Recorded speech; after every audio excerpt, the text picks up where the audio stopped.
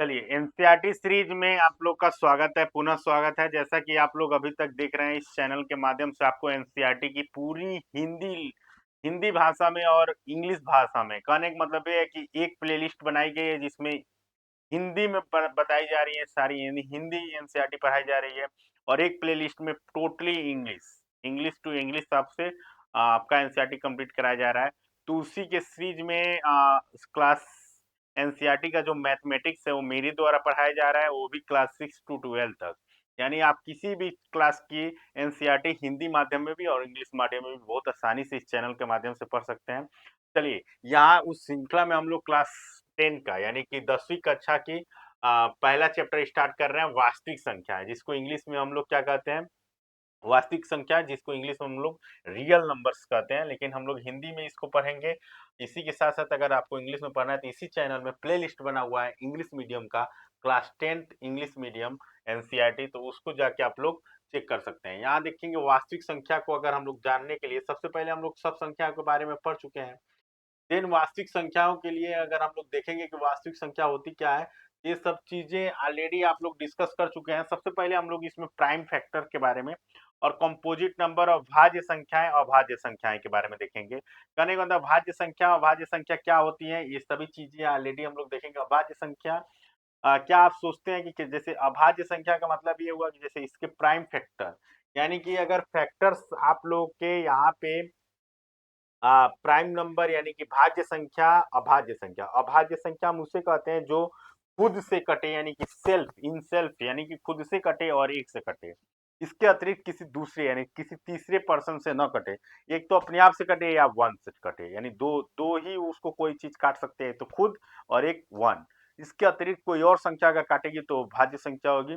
अभाज्य संख्या या तो अपने आप से कटती है या कोई दूसरे से, यानी प्राइम फैक्टर होता है। ठीक है, इसी के साथ साथ हम लोग देखेंगे यहाँ पे प्राइम फैक्टर, फैक्टर ट्री के बारे में हम लोग देखेंगे। भाज्य संख्या यानी कंपोजिट कंपोजिट नंबर्स होते हैं या अभाज्य यानी प्राइम प्राइम से प्राइम। तो प्राइम नंबर्स के लिए हम लोग देखेंगे यहाँ पे ट्री देखेंगे। सबसे पहले बहुत छोटी, बहुत साधारण भाषा में, तो दो से काटेंगे, देन दो और जो संख्या बनी, फिर दो से काटेंगे, फिर दो से, फिर दो से काटेंगे, फिर दो, फिर तीन से काटेंगे, फिर इसी तरह ये बचेगी, फिर इसको काटेंगे, ऐसे करके यही फैक्टर ट्री होती है। ठीक है, इसी के साथ साथ हम लोग यहाँ पे बहुत अच्छे तरीके से अंकगणित की आधारभूत यानी फंडामेंटल थ्योरम ऑफ अर्थमेटिक कहा जाता है, यहाँ पे हम लोग इसको देखेंगे। इसी के साथ परमेय वन का अगर देखा गया, प्रत्येक भाज्य संख्याओं को अभाज्य संख्याओं के एक गुणनफल के रूप में व्यक्त किया जा सकता है, तथा गुणनखंड अभाज्य गुणनखंडों के आने वाले क्रम के बिना अद्वितीय होता है। ठीक है, ये परमेय वन है आपका।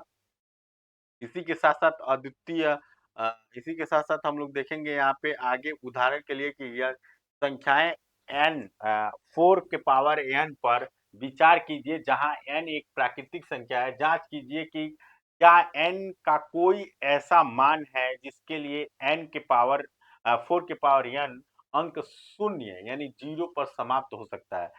तो इसको अगर हल करेंगे कि यदि n के लिए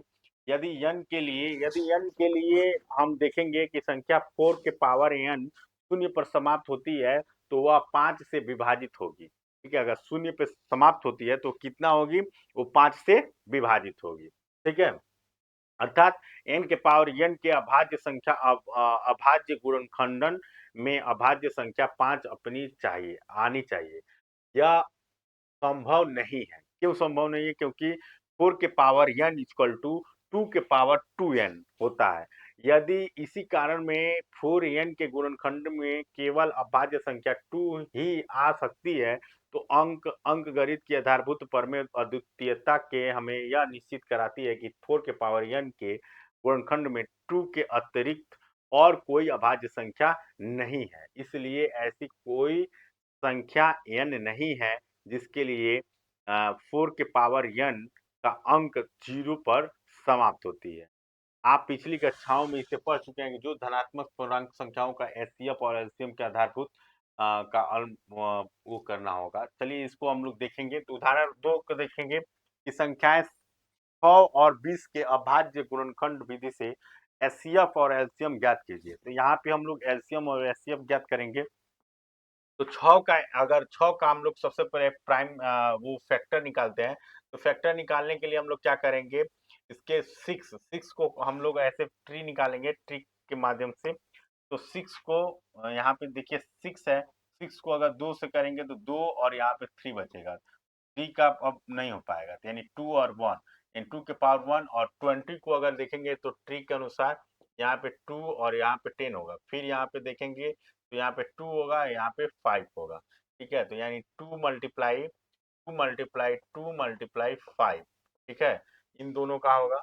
इसी को अगर हम लोग यहाँ बोला है कि संख्या 6 और 20 के अभाज्य गुणनखंड विधि से एचसीएफ और एलसीएम ज्ञात कीजिए। अभाज्य गुणनखंड विधि की यानी प्राइम फैक्टर्स से हम लोग यहाँ पे एलसीएम और एचसीएफ ज्ञात करेंगे। तो इसका एलसीएम क्या होगा, एचसीएफ क्या होगा, तो एचसीएफ होगा, यानी सबसे पहले हम लोग यहाँ पे लिखते हैं, सबसे पहले हम लोग प्राइम फैक्टर के अनुसार क्या लिखते हैं, सबसे पहले ये लिखेंगे कि 6 का प्राइम फैक्टर क्या होगा, 2 × 3, और 20 का प्राइम फैक्टर क्या होगा, 2 × 5, ये प्राइम फैक्टर होगा। देन एचसीएफ अगर निकालेंगे, एचसीएफ निकालेंगे तो 2 एचसीएफ इसमें दोनों में कॉमन होगा।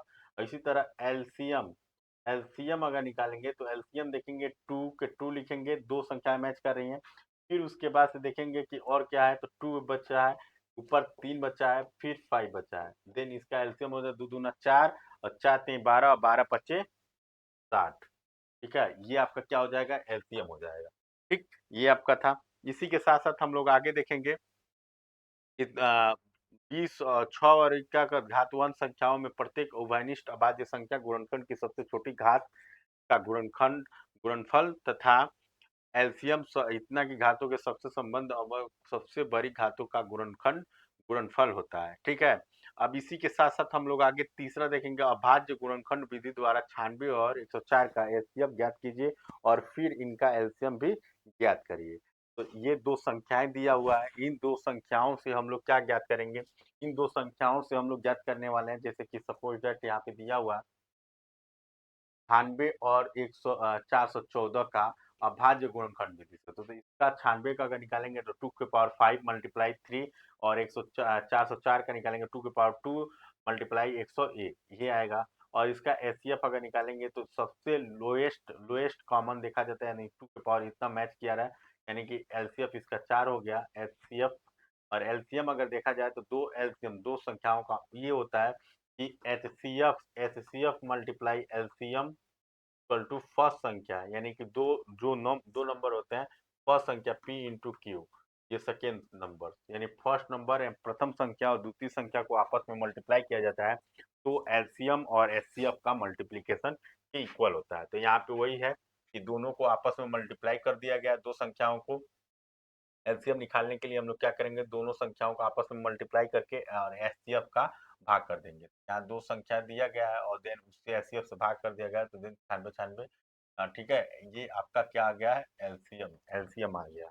देन एलसीएम को निकालने की आवश्यकता नहीं पड़ी। यहाँ पे दिया है संख्या 6, 72 और 120 का अभाज्य गुणनखंड विधि द्वारा एचसीएफ और एलसीएम ज्ञात कीजिए। इन सभी ये तीन संख्याएं दे दी गई है जिसमें अभाज्य द्वारा एलसीएम और एचसीएफ ज्ञात करना है। तो सबसे पहले हमें प्राप्त है कि 6 का जो प्राइम फैक्टर होगा 2 × 3 होगा, और 72 का प्राइम फैक्टर 2 के पावर 3 मल्टीप्लाई 2 के पावर 2 3 के पावर 2 तथा 120 यानी 120 का जो होगा prime factor 2 to the power 3 multiply 3 multiply 5, ये क्या होगा, ये prime factor. And then HCF हम अगर निकाल लेते हैं तो एलसीएफ निकालने के साथ साथ हम एलसीएम भी निकालेंगे, और निकालने के बाद ये ऑलरेडी क्लियर हो जाएगा। ठीक, इसी के साथ साथ हम लोग आगे देखेंगे, सॉरी इसी के साथ हम लोग आगे देखेंगे, प्रश्नावली 1.1 आ गया है। प्रश्नावली 1.1 को हम लोग सॉल्व करेंगे। तो सबसे पहले इसका क्या क्या है कि निम्नलिखित संख्याओं को अभाज्य गुणनखंड विधि से,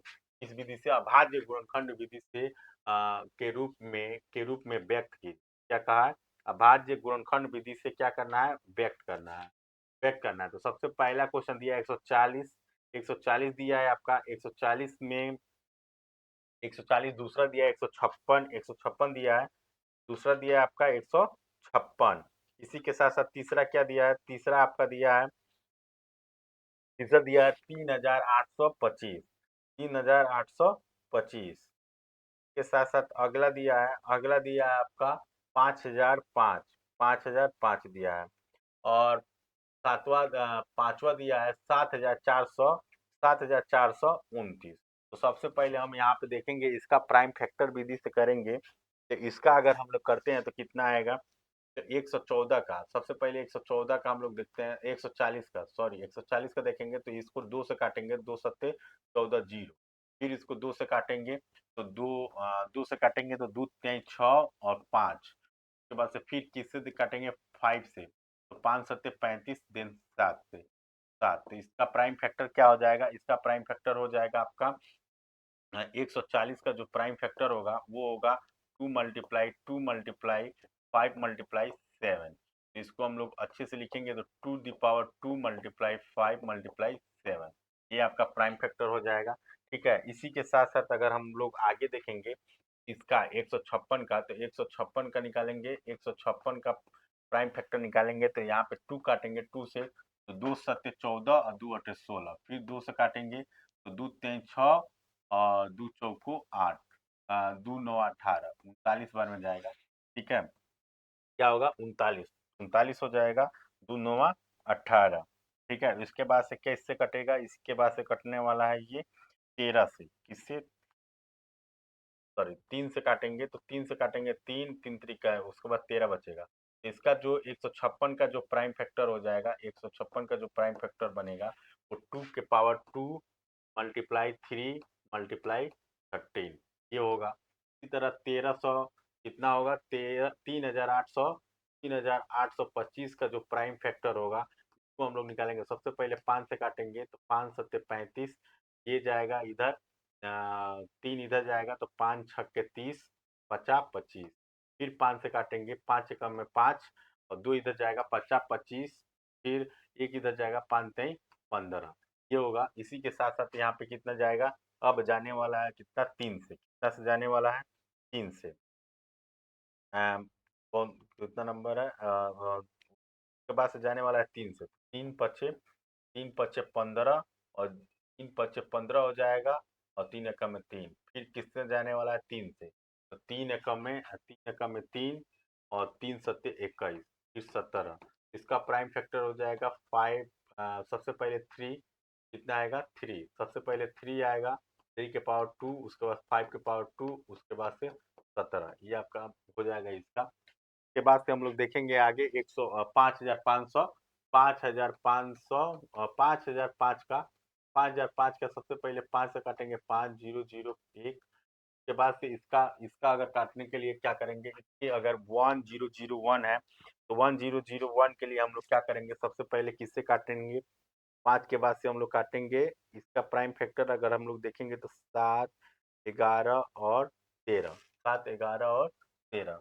7 के बाद से यहाँ पे अगर देखेंगे यहाँ पे 5 से काट दिए हम लोग, 5 के बाद से किससे काटने वाले हैं, 7 से। तो 7 का 7 एकम में 7 हो जाएगा और 3 यहाँ जाएगा तो 7 चौको 28 हो जाएगा, 7 चौको 28, 2 जगह 7 त्रिका 21, 21 बचेगा। के बाद से 5 7 के बाद से आने वाला है 11, यानी 11 यहाँ पे हम लोग काटेंगे 11 से, तो 11 एकम में 11, 11 एकम में 11, 3 इधर जाएगा, 11 तिहाई 37। फिर 13 से काटेंगे तो 13 1। इसका जो प्राइम फैक्टर हो जाएगा, इसका प्राइम फैक्टर हो जाएगा 5 मल्टीप्लाई 7 मल्टीप्लाई 11 मल्टीप्लाई 13 कब हो जाएगा। इसी के साथ साथ 7000 7000 7429 का निकालेंगे, तो 7429 का अगर निकालेंगे प्राइम फैक्टर तो यहाँ पे देखेंगे सबसे पहले काटेंगे हम लोग किससे, सबसे पहले काटने वाले हैं हम लोग 17 से, किससे, 17 से। ठीक है, तो 17 से काटेंगे, 17 के बाद से कुछ संख्या आएगी, इसका जो प्राइम फैक्टर हम डायरेक्ट लिख दे रहे हैं 17। इसका जो प्राइम फैक्टर होगा सबसे पहले आप लोग 17 से काटिएगा, फिर 17 के बाद से आप लोग 19 से काटेंगे, फिर आप लोग 23 से काटेंगे। इसका जो राइट आंसर हो जाएगा वो 17 19 23। ठीक है, ये हो जाएगा। इसी के साथ साथ अब हम लोग आगे बढ़ेंगे, आगे देखेंगे क्या कह रहा है, पूर्णांकों के निम्नलिखित युग्मों के एचसीएफ और एलसीएम ज्ञात कीजिए तथा इसकी जांच भी कीजिए, तथा दो संख्याओं का गुणनफल H C F multiply LCF, यानी कि दो संख्याओं का गुणनफल यानी पी एंड क्यू यहाँ पे क्या बोल रहा है, बोल ये रहा है कि पी एंड क्यू, क्या P and Q equal to होता है एलसीएम, एलसीएम मल्टीप्लाई एचसीएफ। ये यहाँ पे प्रूफ करने के लिए बोल रहा है, पूर्णांकों को ये जांच भी करने के लिए बोल रहा है। ठीक है, तो यानी कि सबसे पहले हम लोग 26 और 91 का हम लोग निकालेंगे, 26 और 91 का इसका निकालने वाले हैं, 26 और 91 का। तो इसको थोड़ा सा छोटा हम लोग कर देते हैं, छोटा कर लेते हैं कि हम लोग के पास थोड़ा सा आ जाए, लिखने के लिए जगह मिल जाए। वो नहीं रहा, यहाँ देखिए सबसे पहले हम लोग क्या करेंगे, छोटा और कर लेते हैं। ठीक है, यहाँ देखिए जगह मिल गया अब हम लोग को लिखने के लिए। सबसे पहले 26 और 91 का, 26 और 91 का हम लोग निकालेंगे। कितना निकालेंगे, 26 और 91 का। यहाँ पे 26 का निकालेंगे, फिर यहाँ पे 91 का निकालेंगे। तो देन 26 का निकालेंगे तो 2 एकम में 2, 2 3 6 और 13। ठीक, ये आएगा। यहाँ पे 91 का अगर निकालेंगे तो 91 के निकालने के लिए हम लोग क्या करेंगे, 7 और 13। तो 7 में 13 और 13 से 13 एक बार में कट जाएगा। तो इसका एचसीएफ, एचसीएफ जो आएगा वो आएगा कितना, 13 आएगा। ठीक, और एलसीएम जो आएगा वो आने वाला है, एलसीएम जो आने वाला है वो आने वाला है 2, 7 और 13, ये आएगा। ठीक है, यानी एलसीएम का जो मान हो जाएगा, एलसीएम का जो मान हो जाएगा वो हो जाएगा 100, एलसीएम का मान 182 हो जाएगा। वो एचसीएफ का मान हो जाएगा, एचसीएफ का मान हो जाएगा आपका 13। अब ये फार्मूला पे ये देखने के लिए बोला है कि क्या दो संख्याओं का, दो संख्या यानी कि दो संख्याओं का गुणनफल, यानी इन दोनों का, यानी 26 मल्टीप्लाई क्या बराबर हो रहा है किसके, 13 मल्टीप्लाई 182 से। ठीक है, तो यहाँ पे हम लोग देखेंगे, इसको ऑलरेडी अगर ये कट रहा है, या तो इन दोनों का आपस में यहाँ मल्टीप्लाई करेंगे, 182 मल्टीप्लाई 13 से। ठीक है, इन दोनों का मल्टीप्लाई करेंगे, फिर उसके बाद से 26 मल्टीप्लाई 91 करेंगे, दोनों का करेंगे। या इसको बरोबर करने के लिए अगर ये दोनों आपस में इक्वल टू है तो हम लोग क्या करेंगे, काटेंगे इसको। तो 2 से काटेंगे, 2 9 18 और 2 एकम में 2। ठीक, और 91 से 91 काट देंगे। ठीक है, खत्म। इसको 2 से जब इधर 2 से काटे हैं तो इसको भी 2 से काटिए, तो 2 और 13, तो 13 से 13 काट देंगे। ये आपस में क्या हो गया, बराबर 0। ठीक है, 1 1 हो गया, कट गया सब। ठीक है, तो ये क्या है आपस में, ये क्या है आपस में सिद्ध हो गया कि ये बराबर है। इसी तरह हम लोग दूसरा भी सॉल्यूशन निकाल लेंगे, तीसरा भी निकाल लेंगे। दो का अगर देखा जाए कि दो का प्राइम, कहेंगे कि सर प्राइम फैक्टर बता दीजिए, प्राइम फैक्टर बता दीजिए। 500, 510 का और 92 का प्राइम फैक्टर बता दीजिए। तो 510 का जो प्राइम फैक्टर होगा वो मैं बता दे रहा हूँ, एक 92 का जो प्राइम फैक्टर होगा वो बता, क्योंकि ये दोनों चीजें आपस में निकल जाती है, ये दोनों चीजें अगर आपस में निकल जाती है तो देन क्या हो जाता है, बहुत इजी, इजी तरीके से सॉल्व होने लगता है। ठीक है, इसी के साथ साथ हम लोग अगर देखेंगे, इसी के साथ साथ अगर हम लोग देखेंगे यहाँ पे कैसे क्या होगा।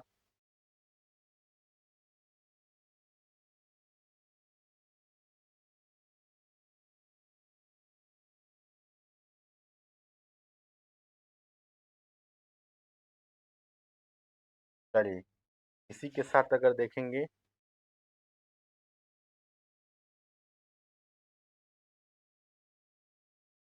इसी के साथ साथ हम लोग देखेंगे यहाँ पे क्या होगा। तो ये सॉल्व करने के लिए हम लोग सबसे पहले यहाँ पे प्राइम फैक्टर अगर हम निकाल दें तो आप लोग उसको अच्छे से सॉल्व कर सकते हैं।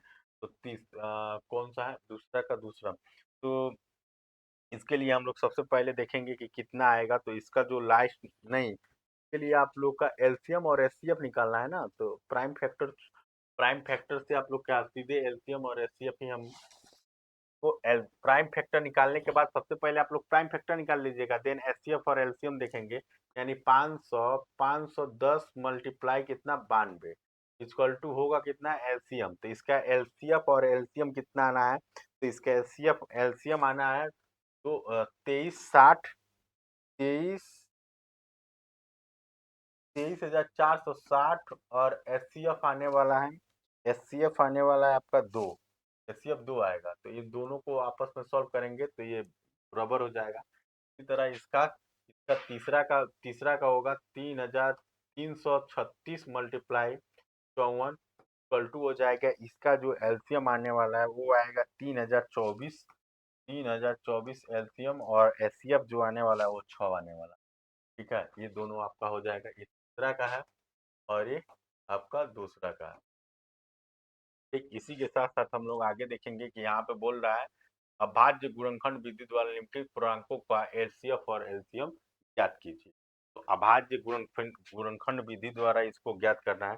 तो सबसे पहले हम लोग देखेंगे, यहाँ पे सबसे पहले देखेंगे कि इसका आएगा कितना एचसीएफ और एलसीएम। तो अभाज्य गुणनखंड विधि से हम लोग 12 का निकालेंगे, 12 का निकालेंगे, फिर 12 के साथ साथ 15 का निकालेंगे, फिर 21 का निकालेंगे। तो 12 का, 15 का और 21 का, तो 12 का आपका हो जाएगा 2 × 2 × 3, और 15 का हो जाएगा 3 × 5, और उसके बाद से हो जाएगा 21 का 3 × 7। तो यहाँ पे देखिए एचसीएफ जो होगा वो हो जाएगा, एचसीएफ आपका 3 हो जाएगा, यहाँ भी 3 कॉमन है और यहाँ भी 3 हो जाएगा, और एलसीएम आपका हो जाएगा 2 × 3 × 5 × 7। तो देन इसका जो मान हो जाएगा एलसीएम का वो हो जाएगा 420। ठीक, ये आपका हो गया। इसी तरह दूसरा का अगर देखेंगे तो 17, यानी 17 का देखेंगे, 17 के साथ साथ 23 का देखेंगे, 23 के साथ साथ 30 का देखेंगे। तो इसका जो राइट एचसीएफ होगा वो तो 1 हो जाएगा, लेकिन एचसीएफ तो डायरेक्ट 1 हो गया, लेकिन एलसीएम एलसीएम इसका कितना होगा ये हम लोग देखेंगे। तो एलसीएफ इसलिए हो गया कि इसका प्राइम फैक्टर 1 × 7 होगा, 1 × 7 होगा, 1 × 7 होगा, यानी 11,339, 11,339। इसका भी 29 ही आएगा, इसका 23 से ही कटेगा, ये 17 से ही कटेगा। देन एलसीएम तो 1 आएगा, एचसीएफ तो 1 आएगा, लेकिन एलसीएम 11,339 आएगा। ये दूसरा का था। ठीक है, तीसरा का दूसरा प्रश्न, तीसरा का दूसरा प्रश्न का आंसर था। इसके साथ साथ इस तीसरा का पहला था। अब हम लोग देखेंगे तीसरा का तीसरा, तीसरा का तीसरा प्रश्न हम लोग देखेंगे, यानी कि यहाँ पे 8 है, 9 है और 25, 8 है, 9 है, 25 है। प्राइम फैक्टर 2 का 4, 4 दूना का 8, इतनी बार होगा, और 9 का 3 × 3 और 25 का 5 × 5। तो इसका भी एचसीएफ आपका आएगा 1। ठीक है, और एलसीएम इसका आएगा, एलसीएम आने वाला है, एलसीएम इसका राइट हो जाएगा कितना 1800, कितना हो जाएगा 1800।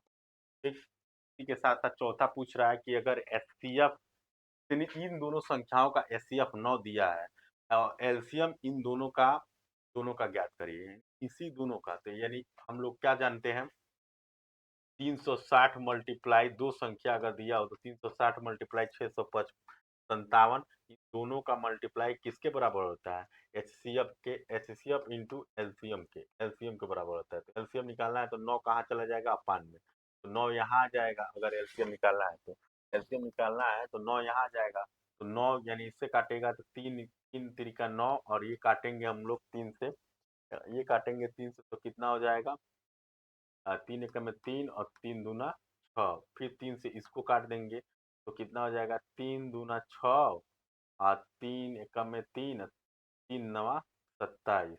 देन इन दोनों को अब आपस में मल्टीप्लाई करेंगे, जब इन दोनों का आपस में मल्टीप्लाई कर देंगे, तो इन दोनों का आपस में मल्टीप्लाई करेंगे तो कितना आएगा 2000, 2000, 22,000, 22,338, ये राइट आंसर हो जाएगा। ठीक है, इसी के साथ साथ हम लोग आगे देखेंगे, इसी के साथ साथ हम लोग आगे देखेंगे, चौथा, दूसरा, तीसरा और चौथा आंसर सही हो गया। अब पांचवा बोला, जांच कीजिए कि क्या किसी प्राकृतिक संख्या n के लिए संख्या n 6 to the power n अंक 0 पर समाप्त होता है, नहीं, नो, ये गलत है, नहीं होता है। 6 नंबर, व्याख्या कीजिए कि इतना इतना अ, 7 मल्टीप्लाई 11 × 13, तीनों को ऐड करके और 13 ऐड करके आएगा का मान, ये और ये यानी 7, सर इसको अब 9 हो गया 6 का, 7 multiply 6 multiply 5 multiply 4 multiply 3 multiply 2 multiply 1, दोनों को करके फिर 5 ऐड करेंगे तो भाज्य संख्या क्यों होगी? भाज्य संख्या क्यों है? व्याख्या कीजिए, इसको व्याख्या करना है कि क्यों ये भाज्य संख्या अभाज्य संख्या क्यों नहीं है। तो इसको सॉल्व करने के लिए सबसे पहले हम लोग क्या करते हैं, इसको सॉल्व करने के लिए सबसे पहले हम लोग देखेंगे कि इसको अगर आपस में हम लोग मल्टीप्लाई अगर कर दें, इसको आपस में मल्टीप्लाई कर दें, 7 मल्टीप्लाई 11 मल्टीप्लाई 13 प्लस ऐड करें, तो इन सभी को ऐड करने के बाद ये कब अगर मल्टीप्लाई करेंगे तो 1001 होगा, 1001 होगा प्लस 13 अगर ऐड कर दें तो ये कितना हो जाएगा, 1014 हो जाएगा। और 1014 क्या है ये देखेंगे तो अगर प्राइम फैक्टर अगर निकाला जाए तो एक तो 1 तो होगा ही होगा, प्लस 2 भी होगा, प्लस ये अपने आप में ये होगा, यानी कम से कम 2 संख्याएं तो हो ही जा रही है प्राइम फैक्टर। ये तो आपका भाज्य संख्या ही हो जाएगा। इसी के साथ ये भी इसको भी चेक कर लेते हैं, तो इसमें अगर चेक करेंगे हम लोग, इसको अगर चेक कर लेते हैं, तो इसको अगर चेक करेंगे तो इसमें चेक करने के साथ-साथ हम लोग ये देखते हैं कि इसको आपस में ऐड करेंगे तो कितना हो जाएगा, इसको मल्टीप्लाई करेंगे तो 50-40 होगा, प्लस 5 अगर ऐड करेंगे तो 5045 होगा। अगर इसका अगर हम आपस में अगर वो करेंगे प्राइम फैक्टर निकालेंगे तो इसका कहीं न कहीं 5 एक तो 1 होगा ही, एक तो एक प्राइम इसका होगा ही, ऊपर से इसका एक भाज्य संख्या 1 से तो होगा ही, ऊपर से 5 से ज़रूर होगा, क्योंकि अंतिम में 5 आ रहा है तो 5 भी होगा और ऊपर से एक ये संख्या है ही है। कहीं न कहीं ये भी भाज्य ही है, ये भी भाज्य है 3 अंकों से, क्योंकि अभाज्य की ये परिभाषा होता है कि या तो 1 से कटे या तो खुद अपने आप से कटे। लेकिन यहाँ पे देख रहे हैं कि 5 से भी कट जाएगा, 1 से भी कट जाएगा, खुद कौन संख्या से कट जाएगा। इसी के साथ-साथ ये इसी के साथ-साथ आगे अगर हम लोग देखेंगे कि किसी खेल के मैदान के चारों तरफ, लास्ट क्वेश्चन 7वां नंबर देखेंगे, किसी खेल के मैदान के चारों ओर एक वृत्ताकार पथ है। मैदान का एक चक्कर लगाने में सोनिया को 18 मिनट लगते हैं, जबकि मैं एक मैदान को चक्कर लगाने में रवि को 12 मिनट लगते हैं। यानी 18 और 12 का वो लिखेंगे, एलसीएम निकालेंगे तो 2 नवा 18, 2 छक्के 12, फिर 3 से निकालेंगे, 3 त्रिका 9 और 3 दूना 6। अब इन दोनों को आपस में मल्टीप्लाई कर देंगे, 3 दूना 6, 6 का चौका 36, 18, 18, 18 मल्टीप्लाई 2 से करेंगे यानी 36, 36 मिनट बाद ये दोनों साथ आपस में। चलिए इसी के साथ हम आएंगे नेक्स्ट चैप्टर में नेक्स्ट वीडियो के साथ, तब तक के लिए जय हिंद, जय भारत।